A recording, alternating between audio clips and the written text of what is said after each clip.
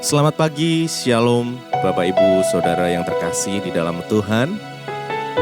Saya percaya pagi hari yang indah ini kita dalam kondisi yang baik. Dan mari kita sama-sama menyiapkan hati kita untuk kita boleh datang mencari wajah Tuhan, mencari tuntunan Tuhan. Di pagi yang indah ini kita mau menyembah Dia.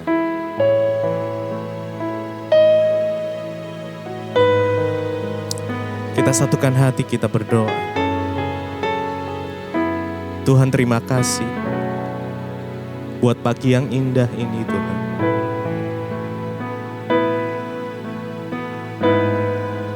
Kami boleh bangun dengan kondisi yang baik. Kami boleh menikmati udara yang segar pagi hari ini.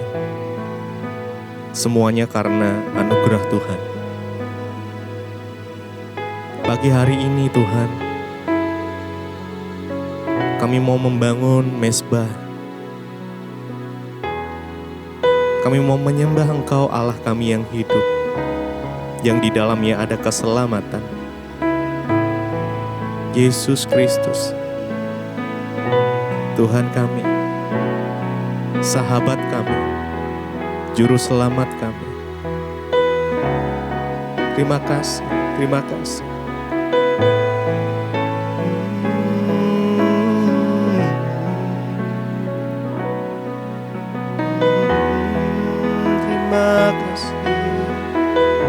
Mari naikkan ucapan syukurmu bagi hari ini. Sembah Tuhan. Terima kasih. Kami bersyukur Tuhan buat kebaikan-Mu, buat anugerah-Mu, buat kasih-Mu.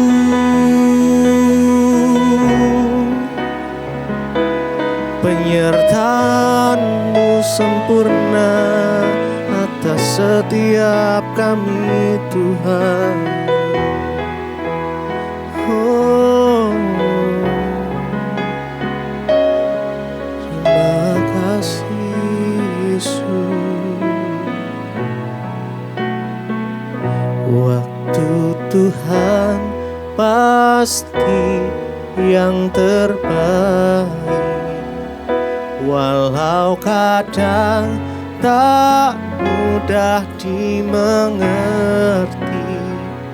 lewati cobaan, ku tetap percaya waktu Tuhan pasti yang terbaik. Waktu Tuhan pasti yang terbaik. Walau kadang tak mudah dimengerti, lewati cobaan, ku tetap percaya waktu Tuhan pasti yang terbaik. Waktu Tuhan pasti yang terbaik. Walau kadang tak mudah dimengerti, lewati cobaan, ku tetap percaya waktu Tuhan pasti yang terbaik. Mari sama-sama. Waktu Tuhan pasti yang terbaik. Walau kadang tak mudah dimengerti, lewati cobaan, ku tetap percaya waktu Tuhan pasti yang terbaik.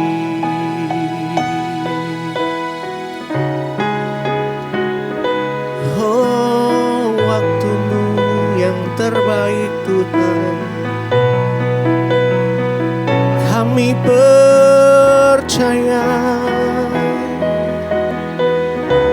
penyertaan-Mu sempurna atas kami. Terima kasih Yesus, kuasa-Mu terlebih besar.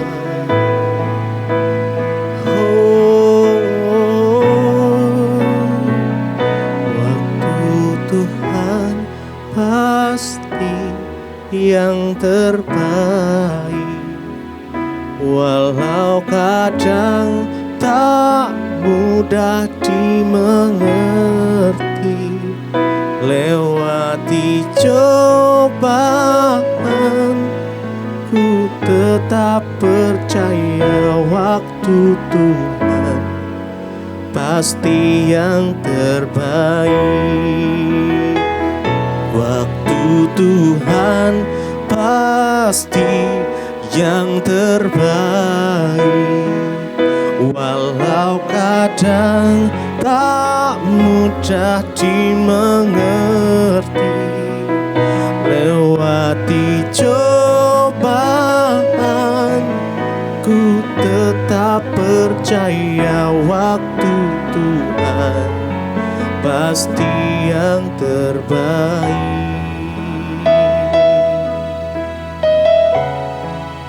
Kami percaya waktu-Mu, kami percaya, kami percaya Kau Tuhan yang sanggup membuat mukjizat,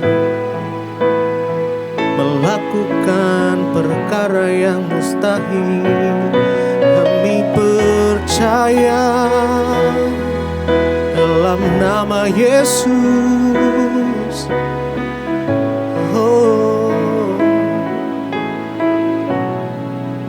kuasa-Mu terlebih besar, Tuhanku terlebih besar. Tak pernah terlambat janji-Mu ya Tuhan menolong hidupku. Kuasa-Mu terlebih besar, Tuhanku terlebih besar. Tak pernah terlambat janji-Mu ya Tuhan, pulihkan hidupku. Kuasa-Mu terlebih besar, Tuhanku terlebih besar. Tak pernah terlambat janji-Mu ya Tuhan, menolong hidupku. Kuasa-Mu terlebih besar, Tuhanku terlebih besar. Tak pernah terlambat janji-Mu ya Tuhan, pulihkan hidupku. Kuasa-Mu terlebih besar,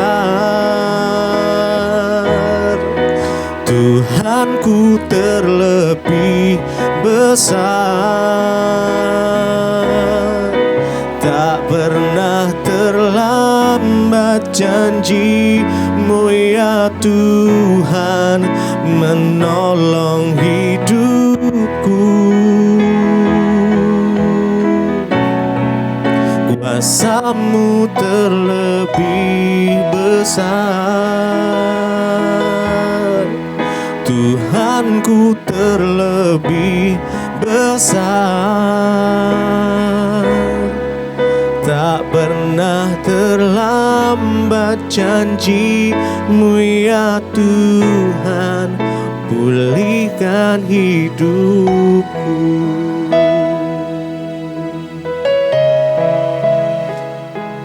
Kuasa-Mu terlebih besar, Engkau sanggup menolong hidup setiap kami.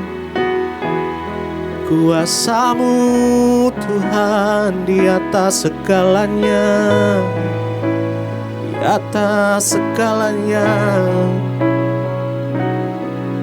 Oh Yesus, terima kasih.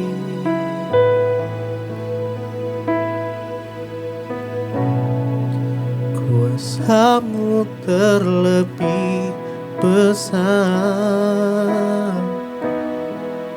Tuhanku terlebih besar.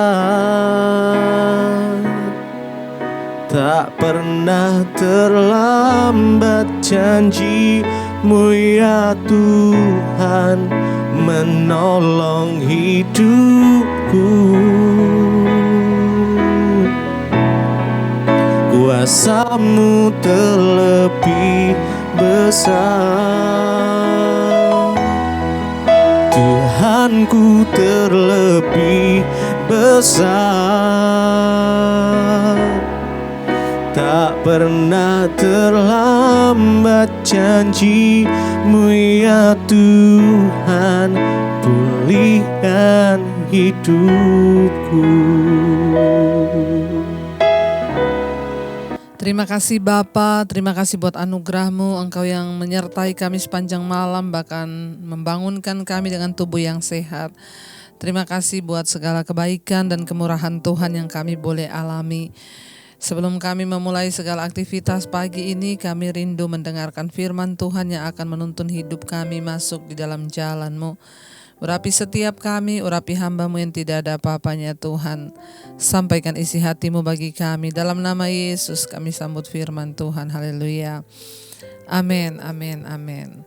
Iya, shalom saudara, selamat pagi. Tentunya kita hari ini bangun dengan sehat, tidak kurang suatu apapun. Bahkan mungkin ada saudara yang sedang sakit, tetaplah bersuka cita. Ya, Yesus sanggup menyembuhkan setiap kita. Baik, ya kita akan sama-sama membaca firman Tuhan hari ini saudara, yang terambil dari Injil Markus pasal yang ke-7. Injil Markus pasal yang ke-7 ayat yang ke-14 mulai. Lalu Yesus memanggil lagi orang banyak dan berkata kepada mereka, "Kamu semua dengarlah kepadaku dan camkanlah." Ayat 15. Apapun dari luar yang masuk ke dalam seseorang tidak dapat menajiskannya. Tetapi apa yang keluar dari seseorang itulah yang menajiskannya. Ayat 16.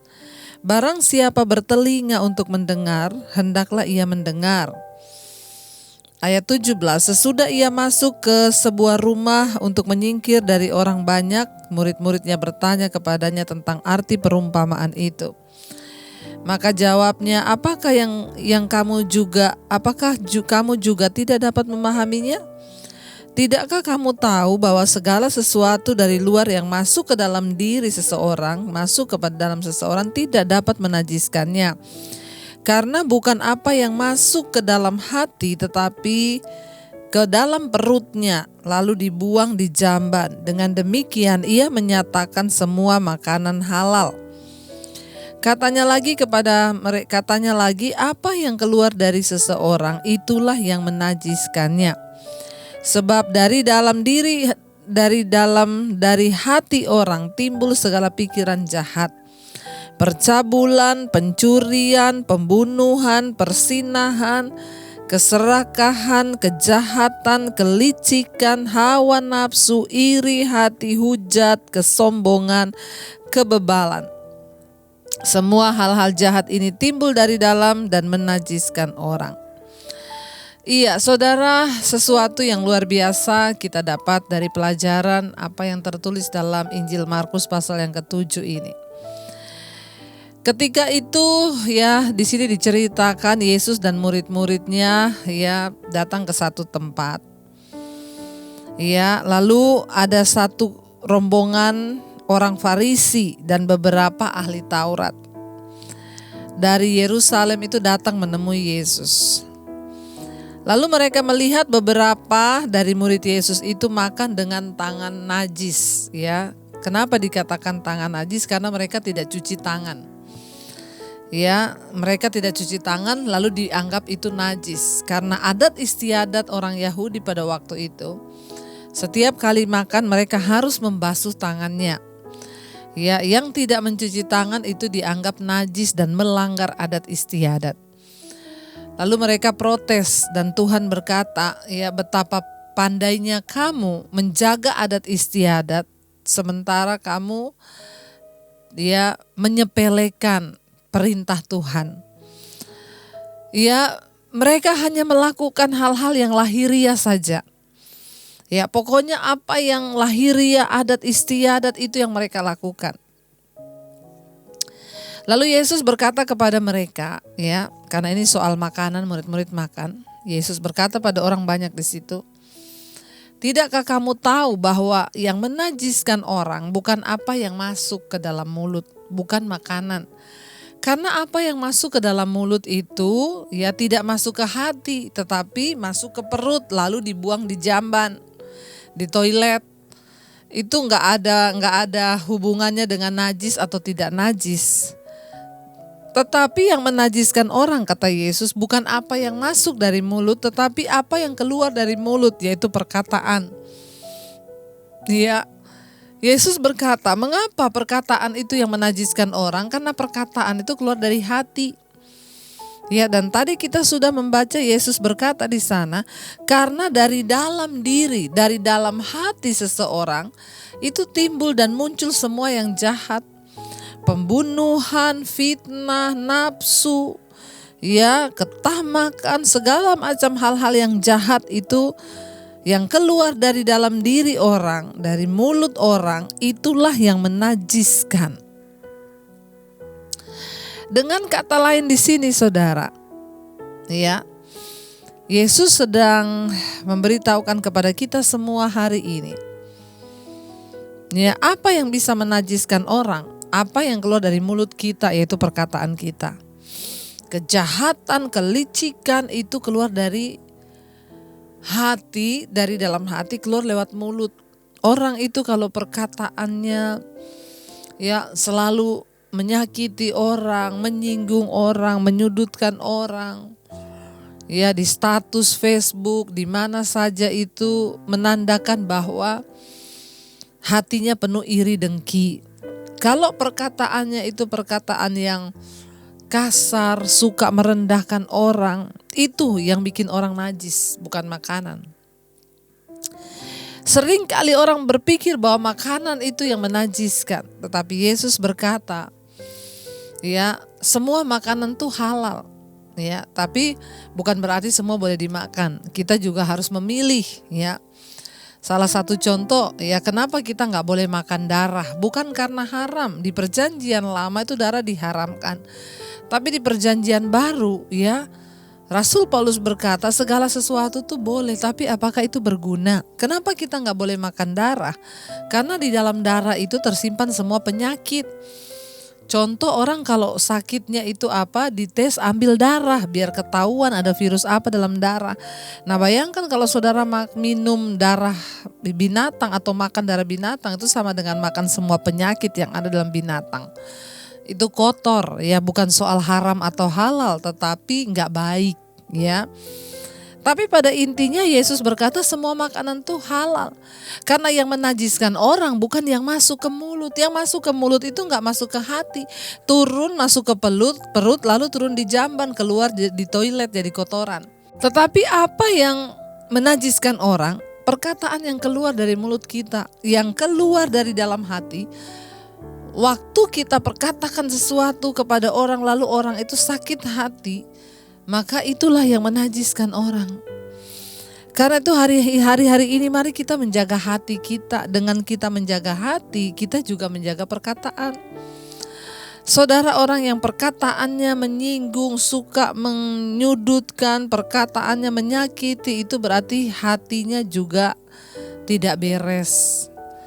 Kalau hati kita beres, maka perkataan kita beres.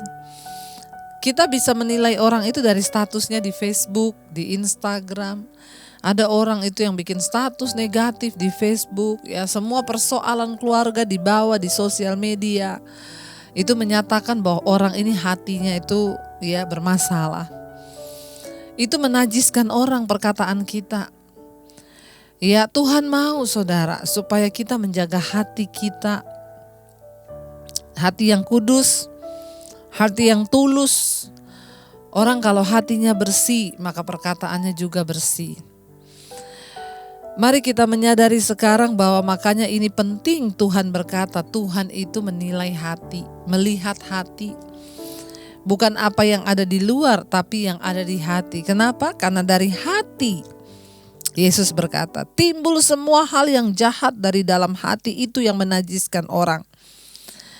Ya, segala pikiran jahat, percabulan, pencurian, pembunuhan, persinahan, keserakahan, kejahatan, kelicikan, hawa nafsu, iri hati, hujat, kesombongan, kebebalan. Ya, yang ada di hati, yang keluar di mulut itu yang menajiskan orang. Saudara, penting bagi kita hari-hari ini menjaga hati kita di hadapan Tuhan. Hati ini tidak ada orang yang bisa lihat. Hanya kita dengan Tuhan yang tahu. Mari kita menjadi orang yang terbuka di hadapan Tuhan sehingga kita tidak munafik. Biar kita mau terus berkata, Tuhan kalau ada sesuatu di hati kami yang tidak beres, Tuhan tolong ubahkan. Kami mau dipulihkan, kami mau dibaharui. Hari ini kita mengerti kebenaran bahwa Tuhan itu Tuhan yang melihat hati saudara, ya. Dan karena hati orang itu jahat, maka perkataannya juga jahat. Tapi kalau hati kita bersih, perkataan kita juga bersih. Meneduhkan banyak orang. Mari kita mau berdoa bersama, kita meminta Tuhan untuk menjagai hati kita. Biar Tuhan sentuh hati kita dan ubah hidup kita. Senantiasa menjadi ciptaan yang baru di hadapan Tuhan. Kita boleh meminta agar Tuhan yang sanggup mengubahkan hati kita, menjamah setiap kita saudara, agar kita berkenan di hadapan Tuhan. Haleluya Yesus. Bapa, sentuh hatiku, ubah hidupku menjadi yang baru, bagai emas yang murni. Kau membentuk bejana hatiku. Katakan Bapa, ajarku mengerti Tuhan. Amin, amin. Sebuah kasih yang selalu memberi, bagai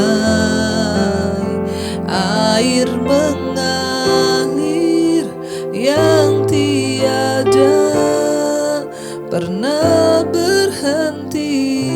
Sekali lagi katakan, Bapa sentuh hati kami Tuhan. Bapa sentuh hatiku, ubah hidupku Tuhan. Amin, amin.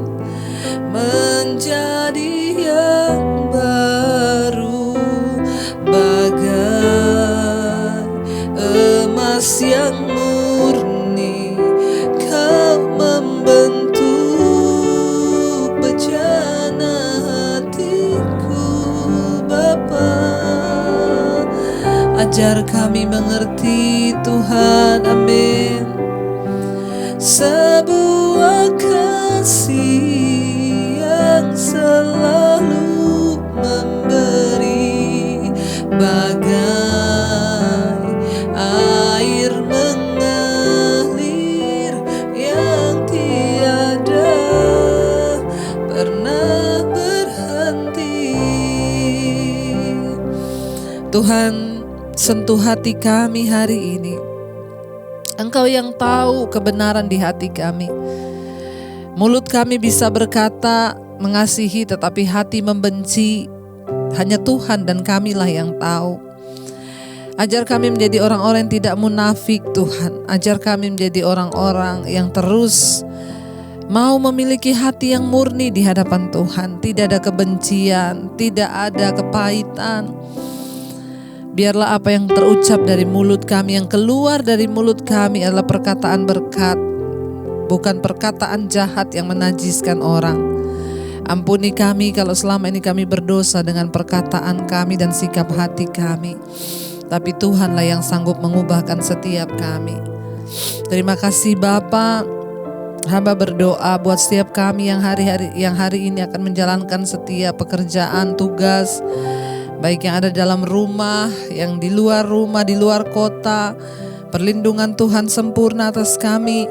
Dan biar apa yang kami lakukan hari ini dengan tangan kami Tuhan buat berhasil. Diberkati para suami, diberkati istri, diberkati anak-anak. Kami semua mau terus hidup dalam perkenanan-Mu Bapa. Biarlah Tuhan menjadikan hidup kami boleh menjadi berkat bagi banyak orang. Bahkan yang sedang sakit hari-hari ini Tuhan menjagai, melindungi. Terima kasih Bapa. Engkau juga terus berkati Indonesia.